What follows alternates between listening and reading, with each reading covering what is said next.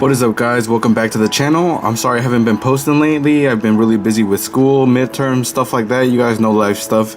You know, you gotta do what you gotta do in life. But today it's been over a month since, around 30 days or a month from the time that I got the iPhone 8 Plus. And I think it came out like September 20th, it's like September 26th, but I just remember that it had barely been a month. And thank you to the subscriber that told me that I should do a 1 month video, because that's true. That's a very important video. So that is this video right now. This is going to be my 1 month update of iPhone 8 Plus usage experience. I'm going to go into what I think about the camera, stuff like that, you know, battery life, the screen, speed, stuff like that. So let me just get right into it. This is, I purposely let the battery get this low. It's at 15%. So it is 3 p.m. I took this out of the charger at 100% yesterday at 7:30 a.m. and now it is the next day 3 p.m. So battery life, let me show you guys the actual, so you guys believe me. All right. Battery. Oh, whoops. All right, so this is the battery that I've had.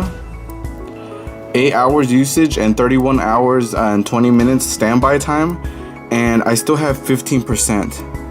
Look at that, 15%. I took it out of the charger yesterday at 7:30 a.m.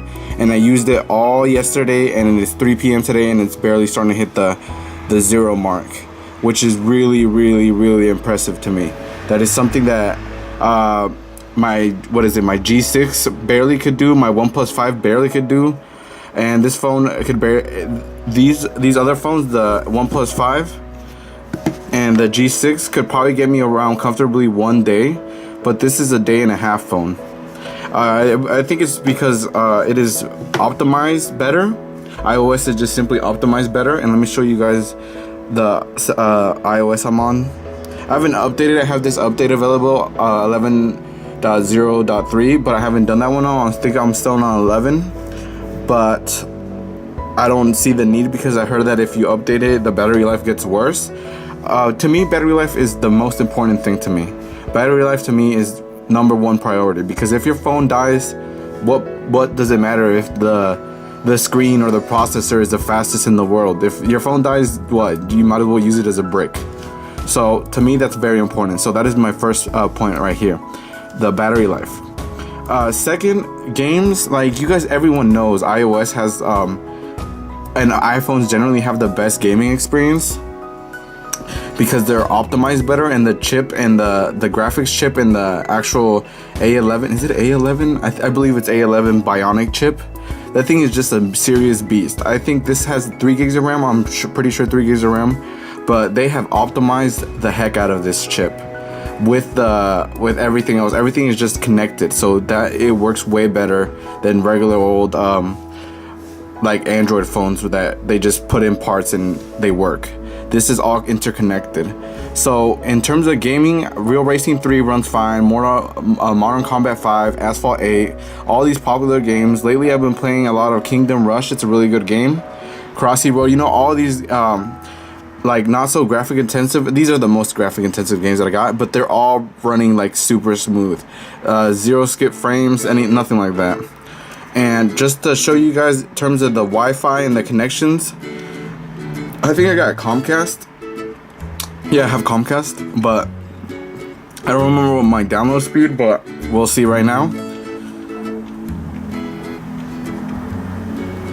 Let's see. So, what was that? Dang, like 230? 230 in the download. Very impressive, very impressive. That's on par with my OnePlus 5 and my G6, I believe. So there's no issue in the Wi-Fi. All that is good. All that is working fine. You don't have to worry about the Wi-Fi not being good, the chip in it. Next point that I want to bring up is the display. So the display is not a what is it? Like a LG G6 display, like a 2K one. This is like 1080p, I believe. In the 8 Plus, it is 1080p, and the regular 8, I believe, is still 720. Yes, it's 720 on the 8 but this is the 8 Plus, so I at least get 1080p. So overall, you can tell a difference between let's say a screen from the G6 and the iPhone 8 Plus, because the difference in detail is there. But let me see if you guys can see. I don't see any pixels or anything, at least I don't. And 1080p, like I said on my Moto Z Play, is fine. Like, I've been used to 1080p. 2K displays or Quad HD displays are fine, but I really don't see a difference. That's just me. You guys might be used to a better screen, and you might hate this screen because many people are complaining of this screen. But to me, I've been like OnePlus 5 was 1080p, Moto Z Play 1080p. All these phones that I've had, I've been used to 1080p, and I'm just fine with that. I don't really need the better display right now. I'm just okay. It works. That's the thing. Like, the G6 display is nice and beautiful and vibrant and stuff like that, but both are LCD. This is LCD, so you're really gonna see a difference in terms of like that Galaxy S8, S8 Plus, and the Note 8. That's where you might see the difference. But to me, coming from an S7 Edge that I've had for a year or two, I'm okay. I barely can tell the difference. So now I'm gonna get into terms of video quality, and let me see if I can, or camera just in general. I have some pictures that I took, and I just wanted to let you guys see there. But these are some food pictures right here. Some food pictures right there. Really great camera. Really great camera. Overall, very happy. Just camera, just some pictures. I mean, you go out to eat, everyone wants to take a picture, you know. Alright, so that was pictures. And then let me see what other pictures I have that I've taken that I've actually liked. Alright, so this is the portrait mode. This is a picture of my girlfriend that I took of her wearing these masks like at Walmart and Target and stuff like that. And portrait mode is really good. It's like, it works. Like, I don't think you see any detail like faded off to the side. Like, sometimes it messes up, but overall, when I've taken pictures like this, they all come out really well. Let me see if I can find more. Alright, this is another one. This is with the shark head on, and I really like it. I mean, I think it looks nice. This is the first time I see a feature like that. So overall, the camera is a banging camera. I really enjoy it. Video, I'm gonna try to get you guys some 4K 60 FPS video and then just upload that as a separate video.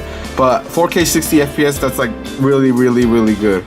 1080p 60 FPS, and then 1080p 120 slow-mo or something like that. I don't know. It was like something ridiculous, like 240, something like that. I'm not sure. But overall camera, you're not gonna find a better video camera with it has optical stabilization for both the 2x zoom and the regular one, so you're not gonna be shaky everywhere. It's just gonna be like smooth. One thing is the storage. I mean, 64 gigs is better than what they were giving us before, which was 16, and then we went to 32, and then we're at 64 now. But I mean, my G6 had like 250 something, and that's just because I put a micro SD card. My OnePlus had 128, but I mean, that's just, let me show you guys how much I've used in the 1 month that I've barely had this phone. Let me see, where can I find this? Just general software accessibility, iPhone storage. So far I've used 15.1 gigs of the 64 available. So that's 15 gigs in 1 month. So at this rate, 4 more months and then I'm gonna have to delete some stuff if I keep going like at this pace that I'm going. So 1.88 gigs, but I mean, these are all games. This 2 gig game I could probably delete. This update I could probably just install. Mortal Kombat 5. I mean, these are games that I play, but they're taking up a lot of space. So if I really have to, I guess I would have to delete them. But that's one of the downfalls. Your storage isn't going to be expandable. Like, once you hit 64, you lucked out. You either got to pay for the iCloud and store your stuff in the cloud, or just buy a new iPhone with more storage in it, which seems kind of like I don't know. They should have just included a micro SD, but you know they're never gonna do that. But overall storage, this is gonna have to be the long run, because you're gonna run out. You're gonna run out soon. If you're taking, I'm not even that much of a heavy. These are basically the 3 main games that have the most storage. These 3 right there, and combined, I think they're like 7 or 8 gigs already, because each is like 3. And then photos. I mean, I take photos because I like to put my notes, handwritten notes, onto my computer. But I mean, it shouldn't take up that much space. But you're just not gonna be. I don't know. I mean, if you start taking a lot of 4K 60 FPS video, you're gonna lose like a gig every 4 minutes or something like that. Something ridiculous. So you're gonna fill up that storage quick. So maybe think about buying the next highest storage, which is 256, is it, or 128? I'm not sure, but I just didn't feel like paying another $200 for some more storage. Alright, so the final point is gonna be like general iOS stuff. So this is the first iPhone that I've used in about 5 or 6 months, because my iPhone SE got stolen, so I don't have that phone anymore. It's a real bummer. I got it stolen at the fair. Kind of sad. I mean, I still think about it that day. But overall, this is what you're getting. It's the same iOS experience. Look, your icons are always going to be in those rows. You can't put icons anywhere you want them. The App Store is still going to be the same. I mean, they updated it to make it like modern, I guess. They made it more like sort of like down and like different sections and stuff like that, which is cool. I mean, I'm not saying it's a bad thing, but I mean, it's the same as it was when it first came out. This has been the same exact layout. To me, that really doesn't bother me, because I love both platforms. I love Android.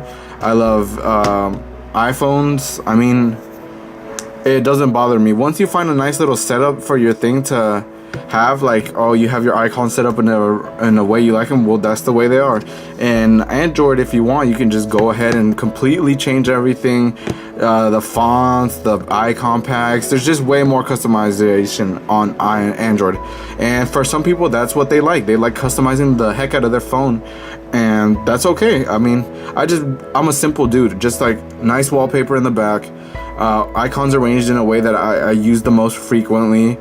Like I had it on my G6 and my OnePlus 5, they were all on the main home screen, my most used ones.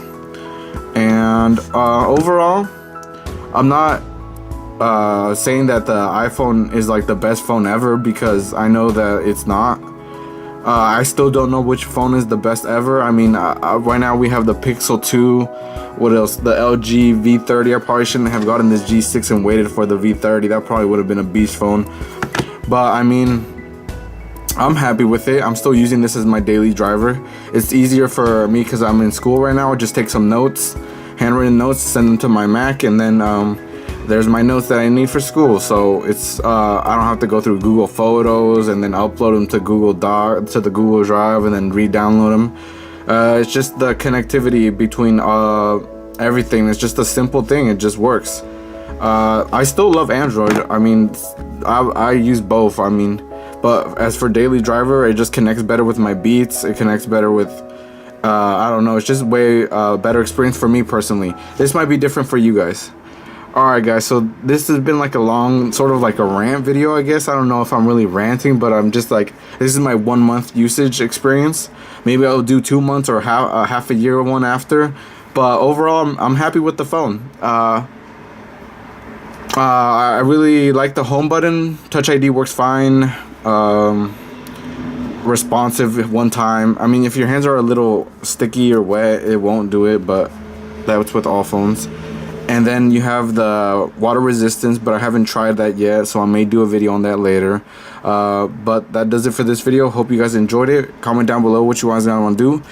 Today I'm going to start my weekend-long battery life test, where I test the phone Friday, Saturday, and see if it'll get to Sunday or Monday.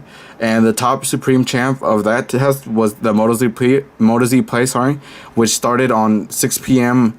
Friday and stopped till Monday at 3 p.m., which was ridiculous. But let's see if the iPhone 8 Plus can reach or even past that. See you guys in the next video.